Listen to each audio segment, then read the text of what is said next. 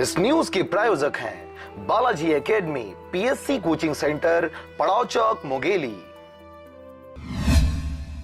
लगातार 2-3 दिनों की बारिश के बाद उमस भरा मौसम मुंगेली जिले में देखने को मिल रहा था, जिससे लोग खासे परेशान थे। गुरुवार की शाम हुई तेज बारिश की वजह से लोगों को उमस से राहत तो मिली है, पर आपको बता दें कि मौसम विभाग के द्वारा कुछ राज्यों में आने वाले 4-5 दिनों तक भारी बारिश होने की चेतावनी दी गई है, जिसका प्रभाव मुंगेली जिले में भी आने वाले कुछ दिनों तक देखने को मिलेगा। लगातार पानी गिरने से किसानों को कुछ दिक्कतों का सामना करना पड़ सकता है। जिनके धान उग आए हैं उनको तो राहत मिलेगी, पर जिन्होंने अभी अभी धान बोया है उनको खेत में पानी भर जाने से दिक्कतों का सामना करना पड़ सकता है।